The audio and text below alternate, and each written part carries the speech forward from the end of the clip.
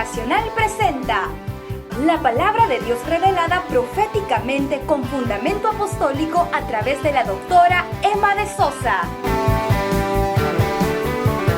Seguimos hablando de Jesús. Jesús es nuestro tema central por este tiempo, por lo menos este mes todavía.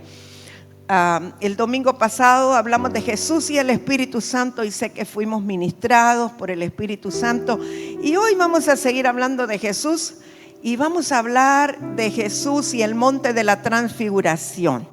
Este tema me gusta muchísimo porque creo que esta instancia es muy importante para todo lo que el Señor quiso decirnos, que no lo dijo con palabras, pero que lo dijo con hechos. Y yo quiero que vaya conmigo a Mateo capítulo 18.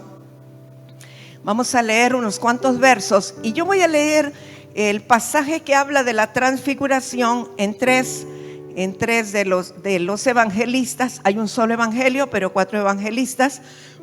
Pero ahorita voy a leer Mateo. Y quiero decirle que esto del monte de la transfiguración ocurrió inmediatamente después de que Jesús anunció su muerte. Él acababa de decirle a los discípulos que era necesario ir a Jerusalén, que él iba a morir y les estaba explicando todo. Inmediatamente después ocurrió este evento trascendental. Así es que Mateo 17, 6 días después, y quiero que tome nota que en otro de los evangelistas dice 8 días después. No voy a entrar en la diferencia de esos 2 días, tiene una explicación, pero no vamos a quedar así porque no es lo que nos atañe en el momento. 6 días después, Jesús tomó a Pedro, a Jacobo y a Juan, su hermano, y los llevó aparte a un monte alto. Diga conmigo, a un monte alto. Y se transfiguró delante de ellos y resplandeció su rostro como el sol. Vamos, yo quiero ahí las baterías. El batero se me sentó. Mire, cuando yo digo que resplandeció así, usted me anima a mí con un toque. Y el teclado también. Mire, lo voy a hacer otra vez para que ellos se animen. Y se transfiguró delante de ellos y resplandeció su rostro como el sol y sus vestidos se hicieron blancos como la luz. Y aquí les aparecieron Moisés y Elías hablando con él. Entonces Pedro dijo a Jesús: Señor, bueno es para nosotros que estemos aquí. Si quieres, hagamos aquí 3 enramadas, una para ti, otra para Moisés y otra para Elías. Mientras él aún hablaba, una nube de luz los cubrió. Fíjese bien, una nube de luz los cubrió. Hay quienes disciernen o reciben la revelación que esa nube era el Espíritu Santo, porque esta situación conmemora mucho lo que ocurrió cuando Jesús emergió de las aguas del bautismo en el Jordán, en donde también una nube se posó sobre él, que era el Espíritu Santo. Así que una nube de luz los cubrió. Y he aquí una voz desde la nube que decía: Este es mi Hijo amado, en quien tengo complacencia, a él oíd. Al oír esto, los discípulos se postraron sobre sus rostros y tuvieron gran temor. Entonces Jesús se acercó y los tocó y dijo: Levantaos y no temáis. Y alzando ellos los ojos, a nadie vieron sino a Jesús solo. Quiero comentarle, antes de ir al otro evangelista, que es Lucas, que en base a este último versículo de este pasaje es que nació la denominación que se llama Jesús solo. No sé si ha escuchado de esa denominación. Algunos sí, otros no. Esos se basan en que al alzar los ojos no vieron a nadie sino a Jesús solo. Y se llama Jesús solo. Y los de Jesús solo, ellos no bautizan en el nombre del Padre, el Hijo y el Espíritu Santo, sino solamente en el nombre de Jesús, porque es de Jesús solo. Esto era nada más algo al margen. Bueno, vamos a Lucas 9, verso 28. Aconteció como 8 días después de estas palabras que tomó a Pedro, a Juan y Jacobo y subió al monte a orar. Dice al monte a orar, pareciera que era un monte ya conocido. Aquí no dice un monte alto, solo dice que subió al monte a orar. Y entre tanto que oraba, la apariencia de su rostro se hizo otra, póngase a pensar que estaban aquellos orando con él, Pedro, Juan y Santiago, y mientras él oraba, el rostro le comienza a cambiar. Qué impresión, ¿verdad? Y su vestido blanco y resplandeciente. Y he aquí dos varones que hablaban con él, los cuales eran Moisés y Elías, quienes aparecieron rodeados de gloria y hablaban de su partida que iba Jesús a cumplir en Jerusalén. Y Pedro y los que estaban con él estaban rendidos de sueño, mas permaneciendo despiertos, vieron la gloria de Jesús. Diga conmigo, vieron la gloria de Jesús. Esto es importante. Y a los dos varones que estaban con él. Y sucedió que apartándose ellos de él, Pedro dijo a Jesús: Maestro, bueno es para nosotros que estemos aquí y hagamos 3 enramadas, una para ti, una para Moisés y una para Elías, no sabiendo qué decía. Mientras él decía esto, vino una nube que los cubrió, supuestamente el Espíritu Santo, y tuvieron temor al entrar en la nube. Y vino una voz desde la nube que decía: Este es mi Hijo amado, a él oíd. Y cuando cesó la voz, Jesús fue hallado solo, y ellos callaron, y por aquellos días no dijeron nada a nadie de lo que habían visto. En un ratito vamos a Marcos, pero quiero decirle algo. Aquí solo dice que subió al monte a orar. En el anterior, en Mateo, dice que subió a un monte alto. Cuando usted le pregunta a alguien, a cualquier evangélico, le va a decir que era el monte Tabor. El monte Tabor queda bastante cerca del monte Carmelo. Desde allí se puede ver Megiddo, el lugar del Armagedón. Sin embargo, históricamente, y la gente que conoce un poco, o los judíos que han estudiado un poco, aseguran que era el monte Hermón y no el monte Tabor. Y es que el monte Hermón, número 1, es el monte más alto de toda esa cadena de montes que hay allí. Desde allí se divisa todo. De hecho, hoy día el monte Hermón se conoce como los ojos de Israel, porque desde ahí ven Siria, Palestina, todo se ve desde el monte Hermón. Pero también en Salmo 133, cuando el salmista habla acerca de la unción, que dice: mirad cuán bueno y cuán delicioso es habitar los hermanos juntos en armonía. Es como el buen óleo que desciende desde la cabeza hasta las barbas de Aarón y al borde de sus vestiduras. Y luego dice que es como el rocío que desciende del monte Hermón. ¿Sabe? Porque el monte Hermón es tan elevado que casi siempre está nevado, está lleno de nieve. Y cuando viene el verano, se empieza a derretir la nieve y comienza a destilar agua hasta la ladera, hasta abajo. Entonces por eso lo comparan con la unción que desciende de la cabeza hacia abajo. Así es el monte Hermón. Y se cree que era un lugar muy especial para Israel, y que Jesús probablemente subió al monte Hermón por tratarse del monte más alto que estaba allí. Así es que es más probable que sea Hermón y no el monte Tabor. Pero vamos a Marcos capítulo 9, y aquí voy a leer un poco más, porque de allí voy a desarrollar donde los quiero llevar. 6 días después, fíjate, Marcos dice 6, no 8. Jesús tomó a Pedro, a Jacobo y a Juan y los llevó aparte solos a un monte alto. Y se transfiguró delante de ellos, y sus vestidos se volvieron resplandecientes, muy blancos como la nieve, tanto que ningún lavador en la tierra los puede hacer tan blancos. Más descriptivo, ¿verdad? Y le apareció Elías con Moisés, que hablaban con Jesús. Entonces Pedro dijo a Jesús: Maestro, bueno es para nosotros que estemos aquí y hagamos 3 enramadas, una para ti, otra para Moisés y otra para Elías. Porque no sabía lo que hablaba, pues estaban espantados, como quien dice, estaba hablando tonteras, locuras por el temor. Entonces vino una nube que les hizo sombra, y desde la nube una voz que decía: Este es mi Hijo amado, a él oíd. Y luego, cuando miraron, no vieron más a nadie consigo, sino a Jesús solo. Y descendiendo ellos del monte, aquí voy a agregar esto, les mandó que a nadie dijesen lo que habían visto, sino cuando el Hijo del Hombre hubiese resucitado de los muertos. Y guardaron la palabra entre sí, discutiendo qué sería aquello de resucitar de los muertos. Y le preguntaron diciendo: ¿por qué dicen los escribas que es necesario que Elías venga primero? Respondiendo él les dijo: Elías a la verdad vendrá primero y restaurará todas las cosas. Quiero que se centren en este verso 12 y lo vuelvo a leer porque es muy importante. Respondiendo él les dijo: Elías a la verdad vendrá primero y restaurará todas las cosas. ¿Y cómo está escrito del Hijo del Hombre que padezca mucho y sea tenido en nada? Pero os digo que Elías ya vino y le hicieron todo lo que quisieron, como está escrito de él.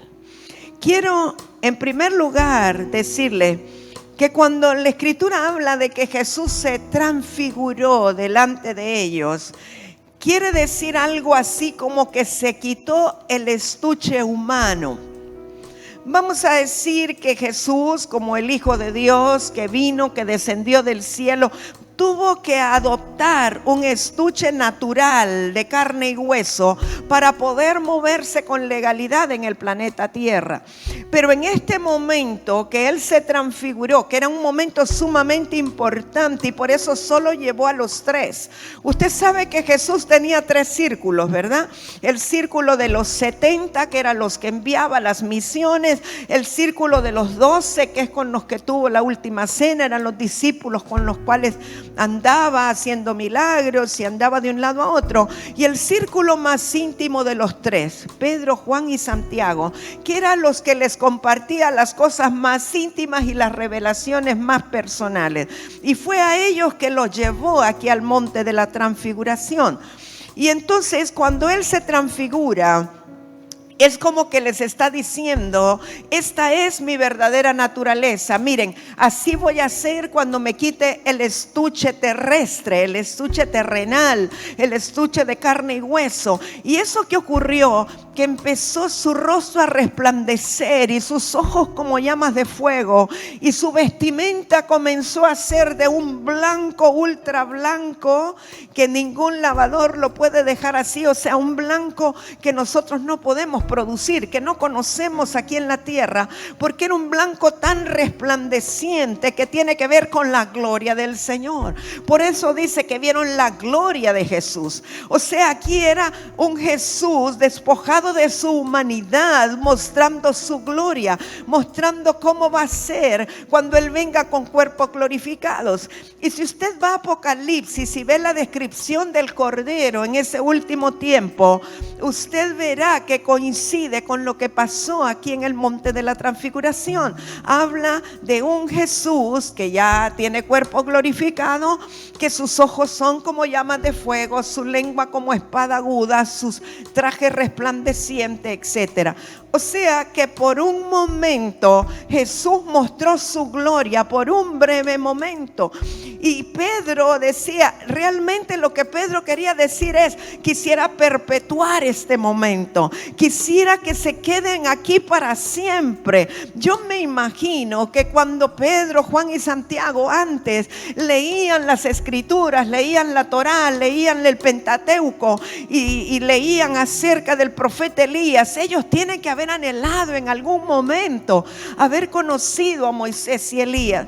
No sé usted, pero cuando yo me convertí al Señor y comencé a estudiar la Biblia, a estudiar las escrituras, yo decía para mí: qué lindo hubiera sido haber conocido a Moisés, qué hermoso debe haber sido haber estado en el tiempo de Elías, qué lindo tiene que haber sido andar con los discípulos. Obviamente el Señor me dijo: tú estás mejor ahora, me tienes a mí adentro. Pero uno comienza a ver las proezas que ellos hicieron, comienza a ver todo lo que Dios les encomendó, y uno hubiera querido conocerlos. Y yo siempre digo: yo quiero verlos cuando esté allá en la presencia del Padre, quiero conocerlos. Pero mire, la presencia del Padre va a ser algo tan extremadamente maravilloso que no nos vamos a acordar de conocer a Moisés y a Elías.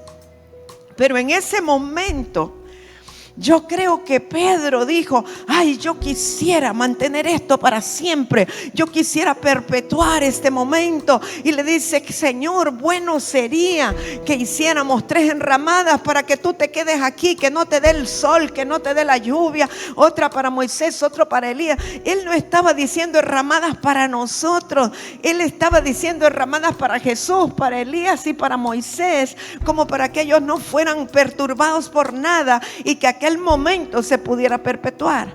Obviamente ellos estaban con un temor tan tremendo, porque imagínense qué pensaron: pero si Moisés vivió hace miles de años, Elías también, ¿cómo es que ahora se aparecen?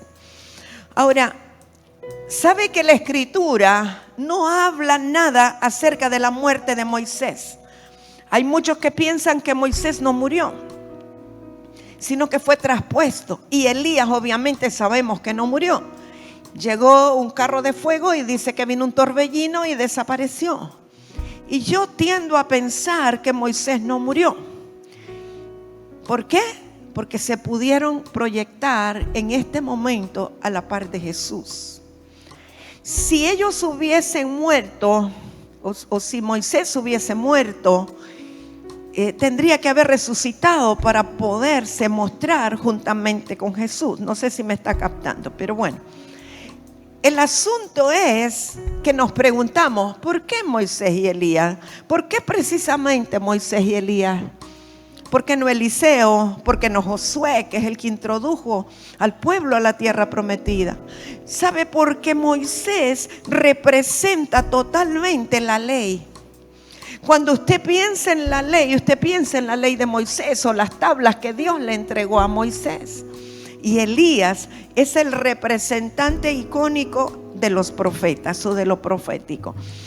Hay tantos cantos acerca de Elías. Elías tenía como el temperamento del profeta del antiguo pacto, y uno piensa en Elías cuando piensa en lo profético. ¿Y qué es lo que significa o qué representa? ¿Por qué justamente Moisés y Elías? Porque Jesús vino a cumplir la ley y lo que dijeron los profetas. Porque en Jesús se cumple la ley y los profetas. Moisés y Elías se cumplen en el Señor Jesucristo. Y Cristo glorificado es la esencia de Moisés y Elías. ¿Sabe? Apocalipsis habla de los 2 testigos y no dice específicamente quiénes son, pero habla de los hechos que ellos realizaron, y obviamente está hablando de Moisés y Elías cuando habla de los 2 testigos. Entonces, fíjese que aquí en lo que acabamos de leer de Lucas, Jesús les dice, porque le hacen la pregunta: bueno, aquí está Elías y tú dijiste que era necesario que Elías viniera primero. Y Jesús les contesta: sí, es necesario que Elías venga primero, pero en verdad les digo que Elías ya vino y ustedes no lo quisieron recibir. O sea, aquellos están más confundidos que nada. Era necesario que Elías viniera primero, antes del último tiempo. Y sin embargo Jesús dice que Elías ya vino. En Mateo 11, 13 al 15 dice: porque todos los profetas y la ley profetizaron hasta Juan. Está hablando de Juan el Bautista. Y si queréis recibirlo, él es aquel Elías que había de venir. O sea, está hablando de Juan. El que tiene oídos para oír, oiga. Ok, es muy importante que captemos esto. Jesús no está hablando de reencarnación. Quiero que tengamos esto claro. Él no está hablando de que Elías se reencarnó en Juan el Bautista. No. Y si sabemos que Elías no murió, sino que fue llevado en un carro de fuego cuando vino un torbellino, entonces ¿de qué está hablando Jesús? Si dice que Elías vendría primero y que ya vino y que era Juan, al cual no quisieron recibir. Bueno, Jesús está hablando del espíritu profético que reposó sobre Elías, que también vino sobre Juan el Bautista. Ahora, ¿por qué hay ese paralelismo entre Elías y Juan el Bautista? Si usted analiza las personalidades, la parte natural, mire, los dos eran un poquito raros, les gustaba vivir en cuevas, Cuando tuvo un problema, Elías se fue a meter a las cuevas. Juan el Bautista vivió en las cuevas del Qumran mucho tiempo. Los dos se alimentaban un poco raro. Juan el Bautista dice que comía miel y langostas, miel silvestre. Langostas, no crea que es langosta la termidor, eran chachalacas las que comía, o grillos, o como lo quiera llamar. Pero se alimentaba de la naturaleza. Juan el Bautista, al igual que Elías, los dos eran personajes que ayunaban muchísimo y los dos se vestían con piel, dice que piel de camello, podría haber sido trajes tejidos con hilo de camello o de la lana del camello, o pudo haber sido toda la piel del camello. La cosa es que los dos tenían cosas muy parecidas, pero además de todo, tanto Juan como Elías eran de los profetas que tenían el hacha en la mano, de esos profetas que les gusta cortar cabeza, profetas del antiguo pacto que no conocen la misericordia. Y si usted ve la predicación de ambos, ¿cuál fue la predicación de Juan el Bautista, ya que él vino para preparar el camino al Señor? Su predicación era: arrepentíos que el reino de los cielos se ha acercado. Esa fue la gran predicación de Juan. Y Elías, su clamor, cuando se enfrentó a los profetas de Baal y profetas de Acera, los que comían de la mesa de Jezabel, la predicación de Elías o la declaración de Elías era unas cuantas palabras que ya las vamos a leer, solamente para que el corazón de la gente se volviera a Dios. O sea, Elías predicaba y hacía las cosas que hacía para que el corazón del pueblo se volviera a Dios. Y Juan el Bautista predicaba y decía: arrepiéntanse que el reino de los cielos ha venido, para que el corazón de la gente se volviera a Jesús. O sea, ambos tenían una misión similar. Elías en el tiempo del antiguo pacto, cientos de años antes, para que el pueblo se volviera a Jehová Dios. Y Juan el Bautista para preparar el camino para el Señor Jesús, que se iba a manifestar como el reino. Entonces, esto, aunque vivieron con muchos años de diferencia, tenían una comisión similar.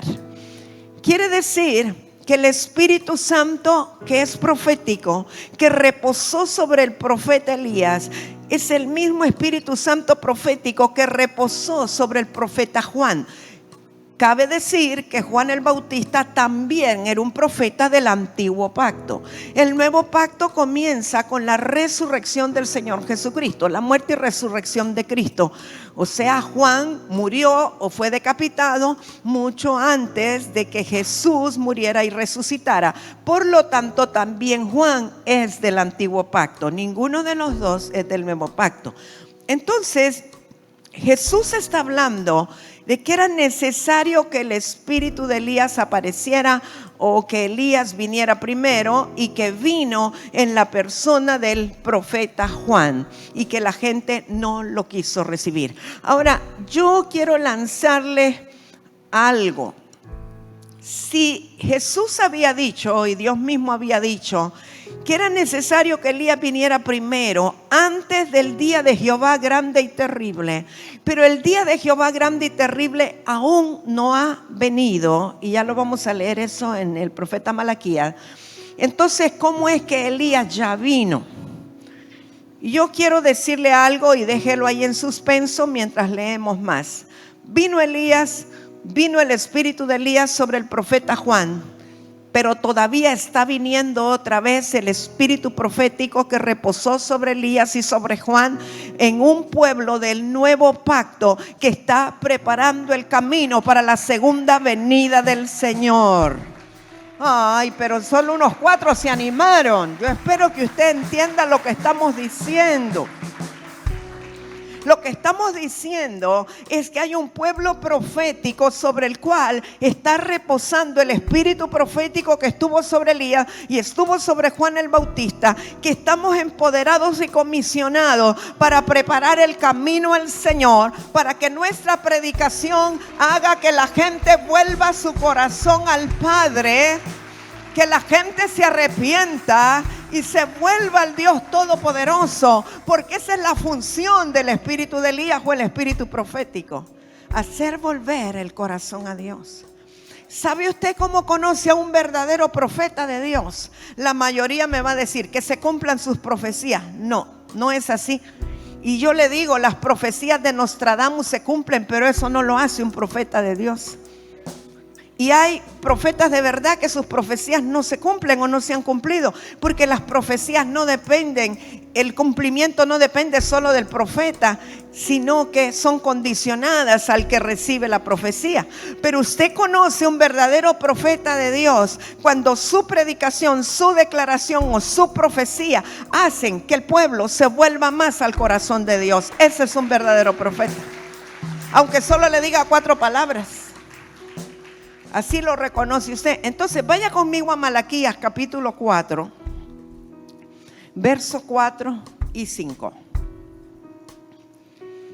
Dice profeta Malaquías. Recuerde que Malaquías fue el último profeta que profetizó antes de que viniera el Señor o que viniera Juan el Bautista. De hecho, pasaron 450 años de silencio después de Malaquías. Entonces dice: acordaos de la ley de Moisés mi siervo, subraye Moisés si gusta, al cual encargué en Horeb ordenanzas y leyes para todo Israel. He aquí, yo os envío el profeta Elías antes que venga el día de Jehová grande y terrible. Fíjese, me voy a parar ahí un momentito. Malaquías está hablando de parte de Dios y dice: aquí yo os envío el profeta Elías antes que venga el día de Jehová grande y terrible. Elías había estado sobre la tierra entre los años 904 y 850 antes de Cristo. Pero aquí tenemos a Malaquías que está viviendo en el año 450 antes de Cristo, o sea, 400 años después de Elías, y está diciendo: aquí yo les envío al profeta Elías. Entonces no hay manera lógica o natural de que Malaquías esté hablando de que va a venir Elías, la persona de Elías, si Elías hace 400 años que se fue. Está hablando obviamente del espíritu profético que reposó sobre Elías.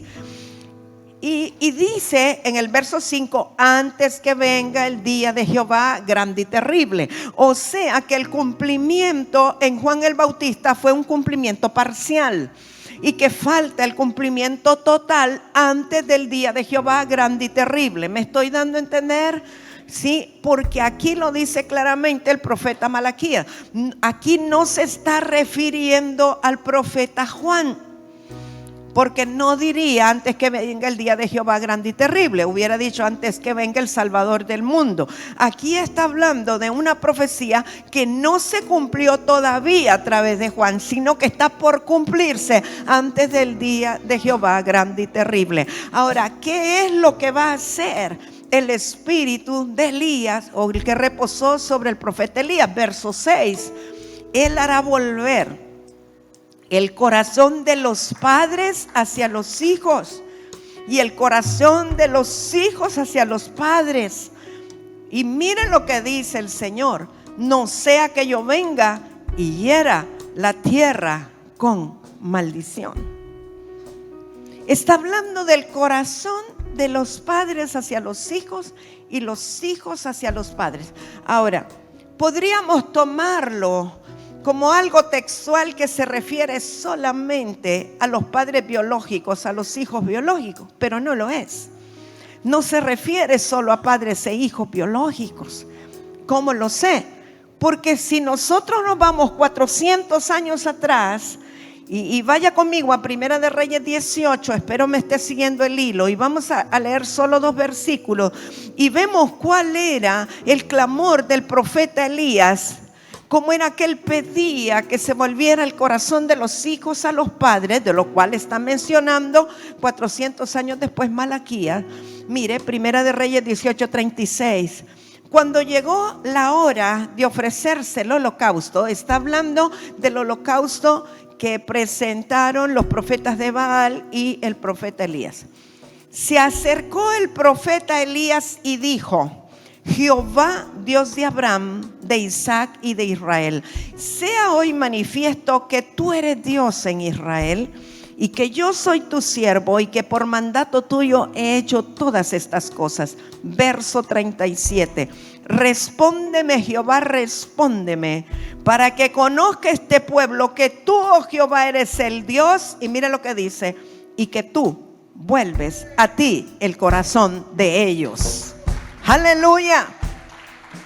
Ahora, ¿qué está hablando? ¿Qué es lo que está diciendo? ¿Qué es lo que está pidiendo Elías?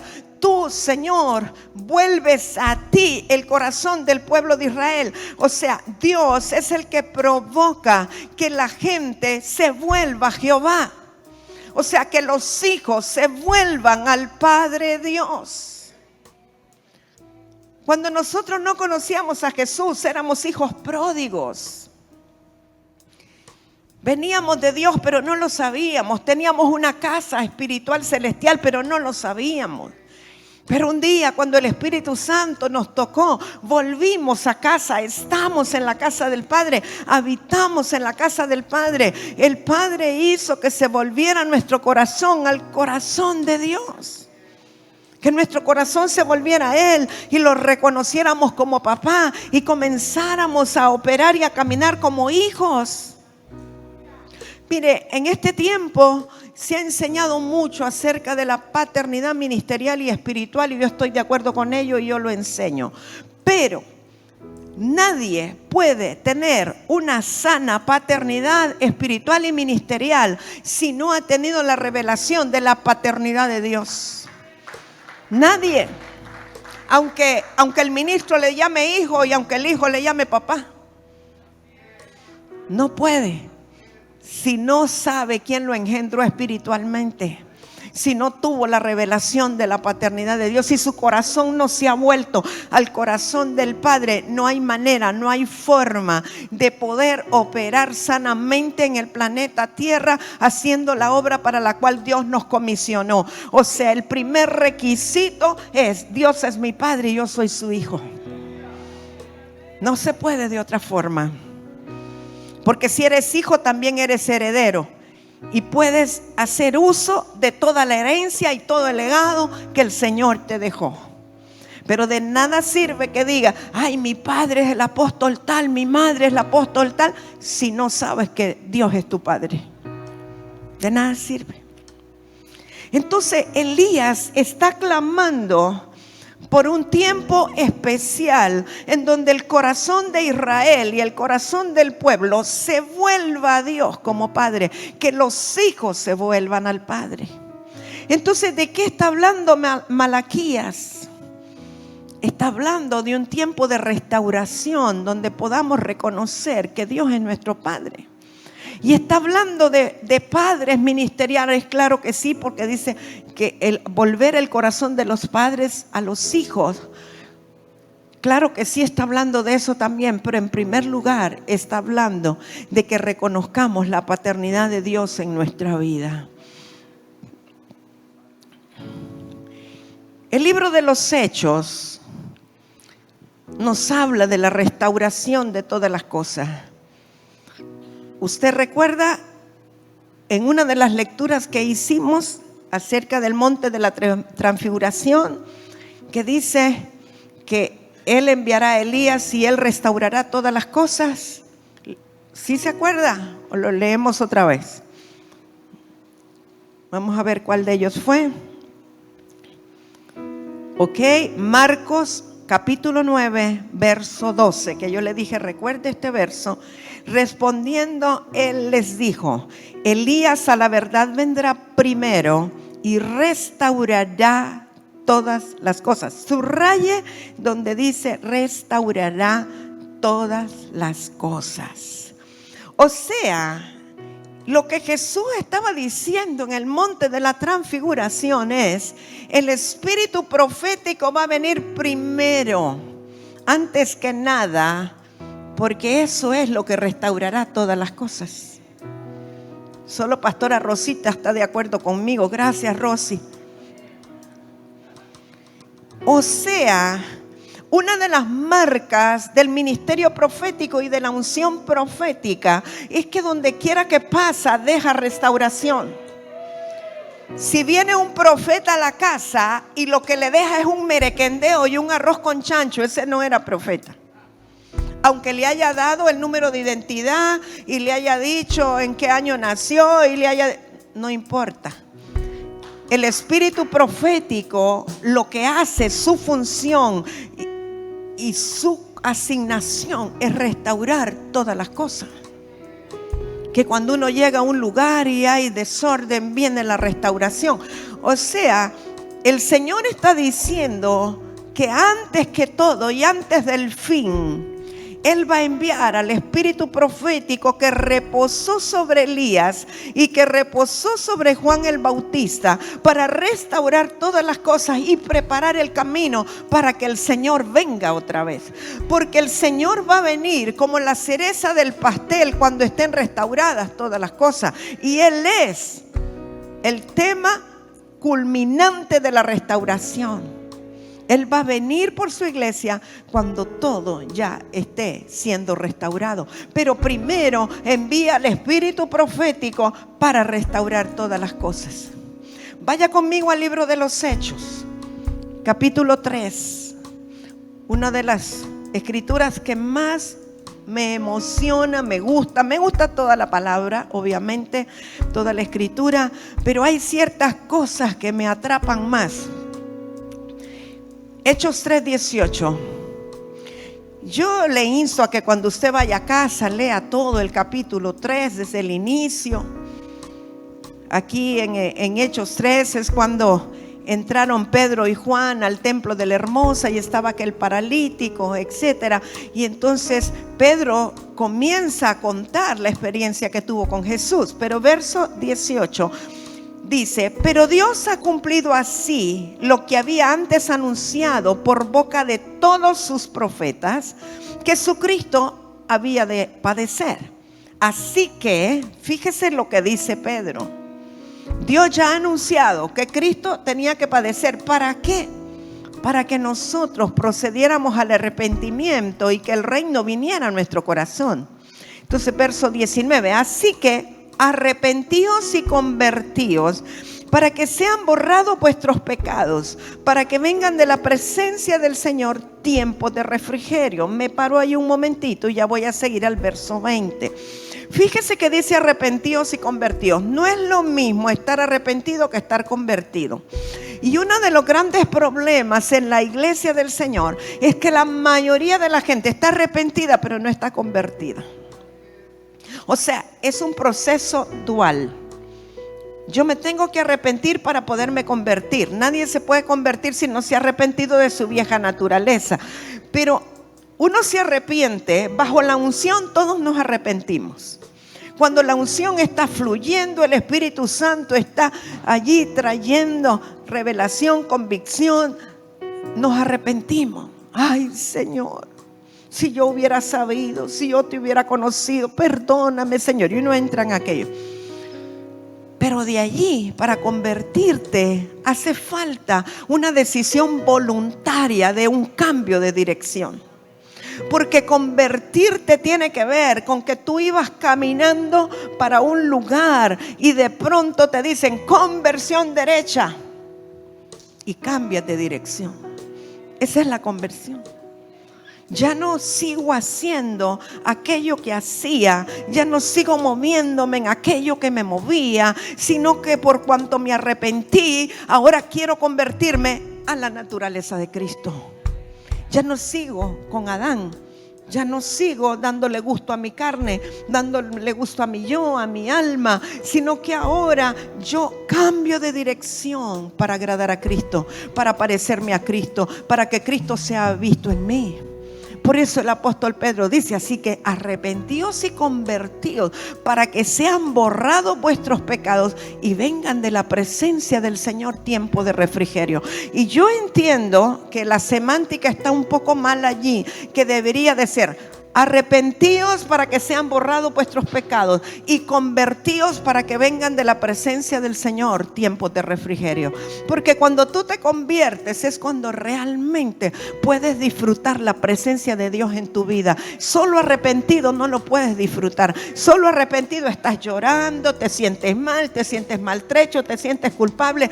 Pero cuando te conviertes o estás en el proceso de la conversión, es que comienzas a disfrutar los tiempos de refrigerio en el Señor. El Espíritu Santo te habla, tú le hablas al Espíritu Santo, tienes comunión con Él, tienes respuesta a tus preguntas, tienes tiempo de refrigerio. Tal vez no es plena la felicidad, pero tienes tiempo de refrigerio mientras el Señor viene por nosotros. Verso 21. A quien de cierto es necesario que el cielo, Reina Valera dice reciba, pero muchas otras versiones dice retenga. Así es que si usted tiene Reina Valera, bórrele reciba y póngale retenga. Yo se lo voy a leer como debería de ser. Está hablando de Jesucristo, dice, y él, verso 20, envía a Jesucristo que os fue antes anunciado, a quien de cierto es necesario que el cielo retenga hasta los tiempos de la restauración de todas las cosas de que habló Dios por boca de sus santos profetas que han sido desde tiempo antiguo. ¿Qué es lo que está diciendo aquí en esencia?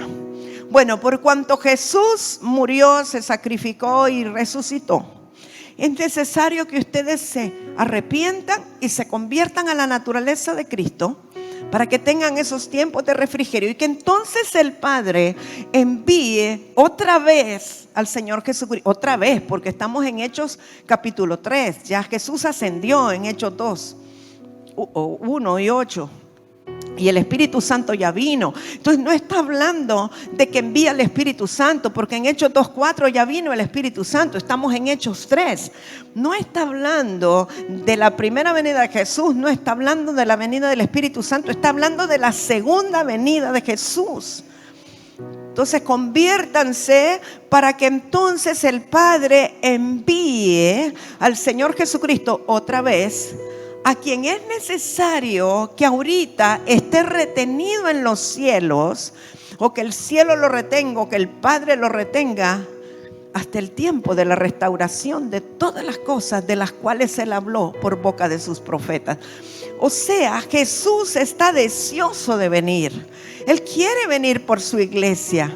Él está desesperado por venir. Pero el Padre lo tiene retenido de aquí atrás. No, papita, ahorita no se va. No es tiempo. Mire cómo está ese macaneo que se tienen estos hombres en el mundo. No. Ahorita no se puede ir. Tiene que existir la restauración de todas las cosas. El Espíritu Santo tiene que formarte una iglesia blanca, pura, sin arrugas, sin cosas semejantes, para que sea la novia del Cordero con la que te vas a casar. Mira ahorita qué maltrecha está la iglesia, unos jalan por aquí, otros jalan por allá. No, esa no es la novia que yo tengo para ti.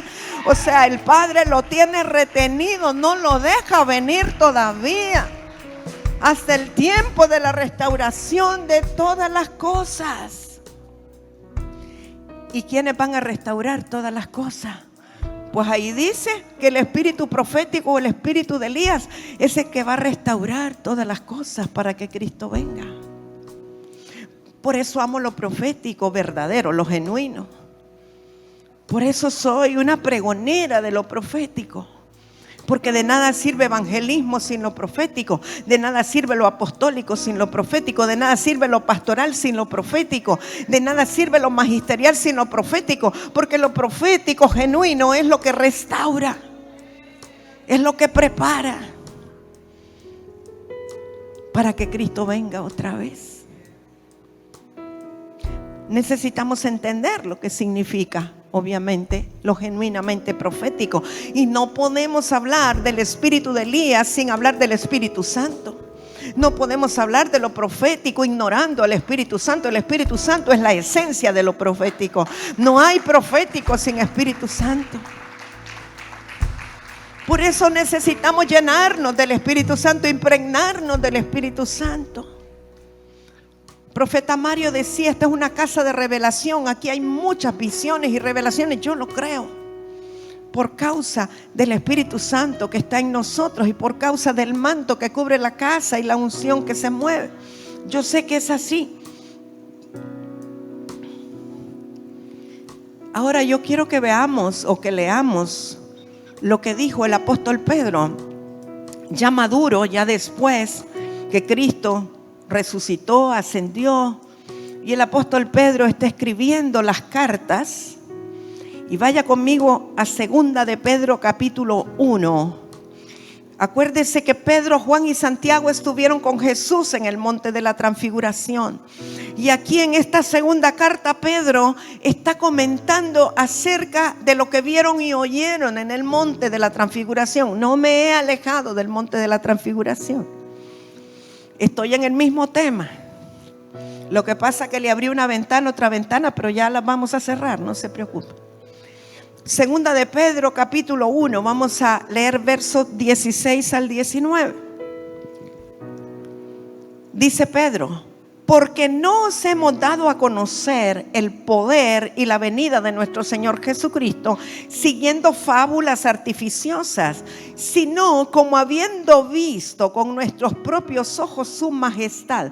¿Qué está diciendo Pedro? Nosotros no les estamos hablando cosas inventadas, no son cosas míticas, místicas, mitológicas, no. Lo que nosotros les estamos hablando acerca de Cristo es porque con nuestros propios ojos vimos la gloria del Señor, vimos su majestad, lo vimos transfigurado, estuvimos ahí con Él en el monte. ¿Sí? Verso 17, pues cuando Él recibió de Dios Padre honra y gloria, le fue enviada desde la magnífica gloria una voz que decía: este es mi Hijo amado en el cual tengo complacencia. Verso 18, y nosotros, se refiere a Pedro, Juan y Santiago, oímos esta voz enviada del cielo cuando estábamos con Él en el monte santo. El monte alto, el monte santo, el monte Hermón. Tenemos también la palabra profética más segura, a la cual hacéis bien en estar atentos, como a una antorcha que alumbra en lugar oscuro, hasta que el día esclarezca y el lucero de la mañana salga en vuestros corazones. Me quedo ahí. El apóstol Pedro está diciendo: nosotros lo oímos con estos oíditos. Dice la gente: con estos oídos que se los va a comer la tierra. Pedro dice: no es que me contaron cuentos, es que yo lo oí, es que yo lo vi glorificado. Yo oí la voz que vino del cielo. Y la voz que vino del cielo decía: este es mi Hijo amado en el cual yo tengo complacencia, a Él lo oíd. Eso fue lo que yo oí. Pedro lo que está diciendo es: la voz de Dios, la palabra que sale de la boca de Dios es lo más infalible, lo más seguro, lo más certero para poder obedecer a Dios. Y luego dice, o sea, que la voz había dicho que oyeran a Jesús. En otras palabras, obedezcamos las palabras de Jesús o lo que Jesús dejó dicho. Jesús era la palabra viva, la palabra activa, y Él oyó al Padre decir: óiganlo a Él, obedézcanlo a Él. Eso es lo que Pedro está diciendo, que la palabra es lo principal para que nosotros seamos dirigidos y guiados. Y luego dice: bueno, tenemos también la palabra profética más segura. ¿A qué se refiere? A la Biblia, la cual hacen bien en ustedes obedecer o seguir. ¿Hasta qué? Y a mí siempre me ha dejado pensando, ¿qué quiere decir con hasta qué? Entonces yo le voy a decir lo que yo recibo y la revelación que tengo. Cuando nosotros todavía no hemos oído la voz de Dios, tenemos que guiarnos por la Biblia, la palabra profética más segura. Levante su Biblia, no importa si está en el celular, si está en la tablet. Mire, la mayoría son cibernéticos, ya nadie me levanta Biblias de papel. Felicidades, están transicionando ustedes. Excelente. Sí, porque una vez llegué a una iglesia y me dijeron: no es bíblico predicar con Biblias digitales y querían que llevara el libro pesado. Entonces, si no hemos oído la voz de Dios en el espíritu, audible como sea, tenemos que guiarnos por las escrituras, tenemos que guiarnos por la Biblia.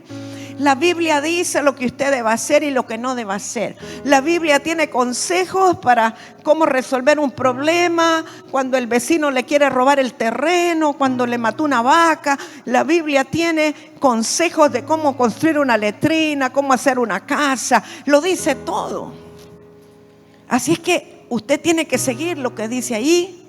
Dice, dale al que te pide, etcétera. Hasta que el lucero de la mañana, el Señor Jesucristo, sea plenamente formado en nuestros corazones y ya no estemos escuchando a Adán, ya no estemos escuchando al hombre viejo, ya no estemos escuchando lo que mi corazón quiere, lo que mi alma quiere, sino que estoy escuchando la voz de Dios, la voz del Espíritu que me dice qué hacer y qué no hacer. Entonces, cuando oigo la voz de Dios, tengo la certeza de que si Dios me habló, Él no es mentiroso. Lo que Él me habló es sí y es amén. Si yo estoy segura que Dios me habló, Él nunca me va a hablar nada que contradiga la Escritura. Él me va a hablar de parte del Padre, o me va a hablar el Espíritu o Cristo. Pero si tengo la voz de Dios, entonces tengo dirección clara. Ahora, si no tengo voz de Dios, entonces tengo que seguir con la palabra profética más segura, que es la Biblia, lo que está escrito. Pero cuando viene la voz de Dios y tengo la voz de Dios, Él me va a hablar siempre en base a la Escritura, pero es lo exacto y lo perfecto para mí. Algunos lo llaman palabra rema. No me gusta usar eso porque rema es una palabra griega. Entonces, mejor digo la palabra del Señor, exacta, perfecta, correcta. Porque aunque esté en base a lo que está escrito, hay una palabra específica para cada uno de nosotros en base al diseño particular de cada uno. Mire, algunas veces la Escritura dice, mira que te mando que te esfuerces y que seas valiente. Pero hay otras veces que dice, estad quieto y conoced que yo soy Dios. Ay, y si usted solo se guía por la palabra profética más segura que está escrita, usted va a decir, bueno, aquí me dice que me esté quieto. Y tal vez la palabra específica para ti es, manos a la obra, esfuérzate y sé valiente. O quizás estás en gran activismo y la palabra específica para ti es, estar quieto y conocer que yo soy Dios. Por eso necesitamos la voz de Dios en nuestro espíritu. Por eso necesitamos la unción profética. Por eso necesitamos la revelación del Espíritu. Por eso necesitamos que Dios nos hable y nosotros le escuchemos. Y el Espíritu Santo está vivo, es actual. Él nos habla, Él nos dice, Él nos guía, Él nos indica, Él nos mueve, Él nos lleva. Él nos dice qué hacer y qué no hacer. Cuando hablamos de evangelismo profético, obviamente eso no existe en sí con ese término en la Biblia. Lo que se está queriendo decir es por revelación del Espíritu, con la instrucción del Espíritu, con la palabra de ciencia operando. Ve y háblale a esta persona. Como testificaba profeta Mario hace un rato, cuando se quedaron en el aeropuerto de Miami y tenían que hablarle a este hombre, el Espíritu de Dios le dijo, háblale, y este hombre se volvió al Señor y bueno, no solo eso, le dio una ofrenda, ¿verdad? Qué bueno. Entonces, amados, estamos en un tiempo de la restauración de todas las cosas. Aunque a usted no le parezca, aunque usted crea que todo está patas arriba, el Espíritu de Dios está operando. El Espíritu Santo está trabajando y está trabajando en los que son suyos. Y aunque el mundo parece que se va a desmoronar y que se va a caer, y que usted solo oye rumores de guerra y hambrunas y sed y que se va a acabar el agua y todo es negativo a su alrededor, yo creo que hay un Dios maravilloso, misericordioso y todopoderoso que sigue actuando y sigue trabajando en favor de los que le aman. Él no ha dejado, Él no nos va a dejar. Tenemos que creer, porque si no creemos, ¿para qué vivir? Tenemos delante de nosotros, tenemos desafíos, tenemos retos grandes. Hay mucha gente que alcanzar todavía. Si pensamos solo en La Lima, 150,000, no sé cuántas personas, pero imagínense cuántos nos falta evangelizar, cuántos tenemos que alcanzar todavía. Pero escuchemos la voz de Dios. ¿Cómo lo va a hacer? ¿Cuál es la forma? ¿Cuál es la estrategia? Y yo sé que vamos avanzando poco a poco, pero uno dice, Dios mío, si ganamos uno a la semana, ¿cuándo vamos a terminar? Hay una forma que Dios quiere y Él quiere hablarnos. Y yo sé que debemos de tener como nunca nuestros oídos espirituales abiertos. Vamos, la última escritura, vaya conmigo a Isaías capítulo 40, verso 3. Esta escritura tiene que ver con el espíritu profético, el espíritu de Elías que estuvo sobre Juan el Bautista, pero también tiene que ver en la restauración de todas las cosas a través de la palabra profética. Y aunque esto que vamos a leer es una palabra profética dada por el profeta Isaías y que requiere interpretación, yo estoy creyendo que el Espíritu Santo de Dios que está aquí hoy sobre cada uno de nosotros, el Espíritu profético que está sobre la casa, nos va a hacer entender lo que aquí dice. Isaías 43. Voz que clama en el desierto, preparad camino a Jehová, enderezad calzada en la soledad a nuestro Dios. ¿De quién está hablando? Dígame sin temor. Enderezad calzada en la soledad a nuestro Dios, preparad camino a Jehová. ¿De quién habla? Juan el Bautista, dígalo sin miedo. De Juan el Bautista, verso 4, sigue inmediatamente, comienza a decir, está hablando de Juan el Bautista, esa fue la comisión de él. Todo valle sea alzado, o sea, todo lo que está hundido sea levantado. Bájese todo monte y collado, todo lo que está levantado se baje. Y lo torcido se enderece y lo áspero se alice o se allane. Y se manifestará la gloria de Jehová y toda carne juntamente la verá, porque la boca de Jehová ha hablado. Me paro un momentito antes de seguir. ¿Qué está diciendo?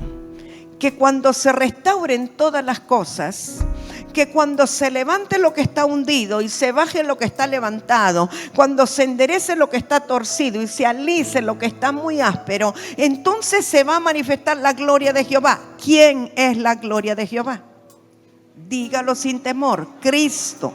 El Cristo glorificado, al cual vieron en el monte de la transfiguración, esa es la gloria de Jehová que se va a manifestar. En otras palabras, cuando se restauren todas las cosas, vendrá Cristo por segunda vez y se va a manifestar a la tierra. ¿Sí? ¿Está conmigo?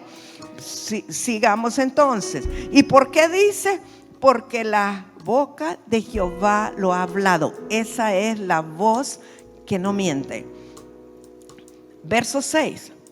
Voz que decía, da voces. Y yo respondí. Este es Isaías hablando. ¿Qué tengo que decir a voces? Que toda carne es hierba y toda su gloria como flor del campo. La hierba se seca y la flor se marchita, porque el viento de Jehová sopló en ella. Ciertamente como hierba es el pueblo. Sécase la hierba, marchítase la flor, mas la palabra del Dios nuestro permanece para siempre. Aleluya. La carne nuestra se va a secar, todo se va a marchitar, todo es vanidad, pero la palabra del Señor, La palabra del Señor va a permanecer para siempre. La voz de Dios, la palabra activa del Señor permanece para siempre. Amado mío, su palabra te sustenta, su palabra te nutre, su palabra te sana, su palabra es medicina a tus huesos, su palabra te trae revelación y convicción, su palabra viva, la palabra activa. Cristo es la palabra, Cristo en nuestros corazones. El lucero de la mañana en nuestros corazones, en nuestro espíritu. Su palabra, su palabra. Tenemos que amar su palabra, temblar ante su palabra. Esa palabra permanece para siempre. Y aun cuando todo haya sido destruido, aun cuando nuestro cuerpo ya no exista, solo va a estar su palabra. Inclusive su palabra es la que nos va a juzgar. Su palabra. Lo que salió de la boca de Jehová. Yo sé que muchos aquí tienen una palabra que ha salido de la boca de Dios para sus vidas. Y probablemente todavía está latente, que no se ha cumplido. Pero cuando yo le llame, quiero que usted esté seguro, segura que es la palabra de Dios. Quiero comentarle algo antes de llamarlo. Hace unos años, 5 o 8, no sé, vino una profeta del Señor, compartió y habló sobre sanidades. Y había un hombre de Dios aquí que tomó la palabra para él, pero no que Dios le hubiera hablado a él, sino que él se apropió de la palabra que dijo la profeta, quizá en términos generales. Este hombre era diabético y él dijo: no, yo tomo la palabra, ya el Señor a mí ya me sanó, y él dejó de tomar el medicamento. Cuando yo me vine a enterar, ya había pasado como 1 año o 2, no sé. Había perdido sensibilidad en sus dedos, había perdido la visión, estaba muy decrépito. Y yo le dije: ¿pero qué pasó? Me dice: no, yo dejé de tomar el tratamiento. ¿Por qué? Porque yo sé que Dios me sanó cuando vino la profeta tal. Pero Dios le habló a usted. No, pero ella dijo. Entonces, quiero aquí que seamos bien claros. No es lo mismo que un ministro de Dios hable una palabra general y tú dices: yo lo tomo para mí, y qué bueno que lo hagas y lo tomes, pero verifícalo. Ve y te haces exámenes y confirmas que ya eres sano y das testimonio de que estás sano. Pero si tú solo dices: sí, no, yo ya lo tomé para mí y Dios me sanó, pero no lo verificas con exámenes, eso es misticismo. Eso es aire. O sea, no tienes la evidencia. Y yo sé que la fe viene primero, pero tú tienes que confirmarlo.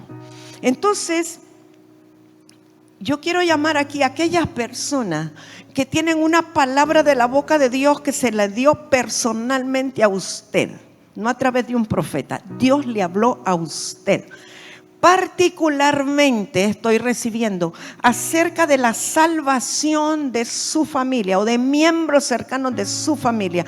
Pero Dios le ha dicho a usted con claridad que esas personas se van a salvar y usted no ha visto todavía el resultado. Quiero que pasen aquí. Esa es la instrucción que estoy recibiendo. Vamos a activar esa palabra que está allí detenida en los aires y que está en su espíritu, porque creo que esa es la dirección del Espíritu Santo en este momento para activar esa palabra que salió de la boca de Dios un día y que está en su corazón.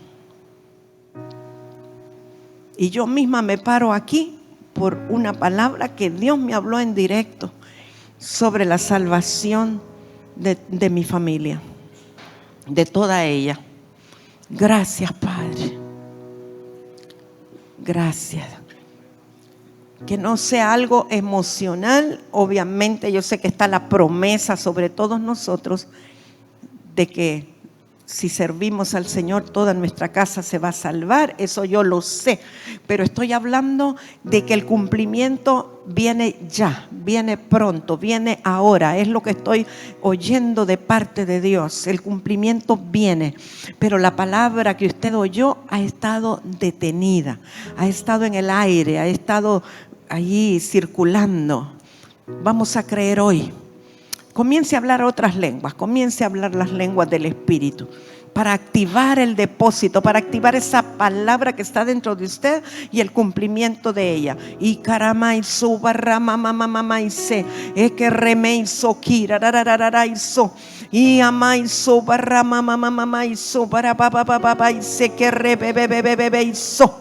En el nombre poderoso de Jesús en esta hora, conforme a la instrucción del Espíritu Santo, vengo declarando a través de mi boca y de mi palabra que se activa ahora mismo la palabra que está en el depósito de mis amados. Declaro activada la palabra a través de la palabra, porque la palabra activa la palabra, y en ese depósito donde está la palabra que Dios te dio en directo, ahora mismo comienza a haber una activación, y comienza a recibir la respuesta y a visualizar la respuesta. Y hay personas conectadas por internet que ahora mismo están recibiendo la activación de esa palabra acerca de la salvación de su familia inmediata. En el nombre de Jesús declaramos que se ejecuta, los tiempos se acortan y vemos la manifestación de la palabra. Recibimos ahora la respuesta. Remeiso caramaiso barramaiso carararararaise.